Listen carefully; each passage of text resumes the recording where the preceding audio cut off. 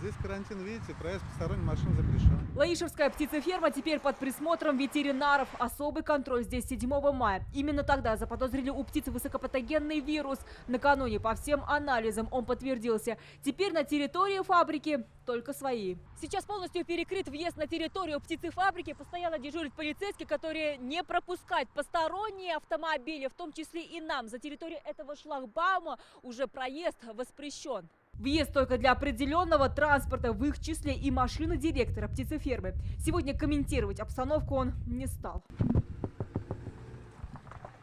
Все въезжающие на территорию автомобиля обрабатываются специальным раствором. Транспорт все же проезжает. Пока еще, чтобы, наверное, 15-20 было. За сегодня?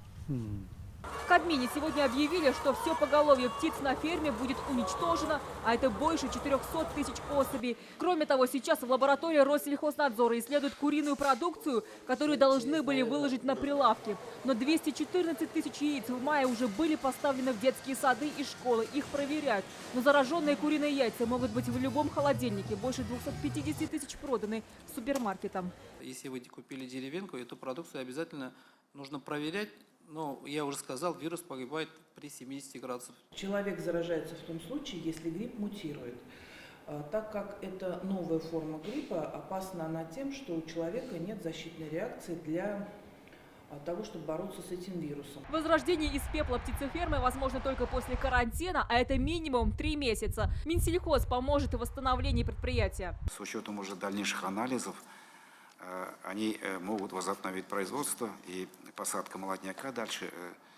Но мы, конечно, безучастными не останемся. Компенсировать зараженные куриные яйца покупателям и оптовикам, возможно, тоже будут. Ветеринары готовят соответствующие юридические документы. Даем уведомление Россельхознадзору. Россельхознадзор обращается в правительство по этому вопросу. Но вопрос будет решаться на уровне правительства. Сейчас ветеринары советуют проверять куриные яйца лаишевской марки в лаборатории и ни в коем случае их не выкидывать. После вспышки вируса врачи пока не зафиксировали случаи заражения человеком птичьим гриппом. Альбина Минибаева, Дмитрий Аринин, Рамзиль Гарипов, Александр Лобанов, Лейсан Мустафина и Амир Залюшев. ТНВ, Лаишевский район, Казань.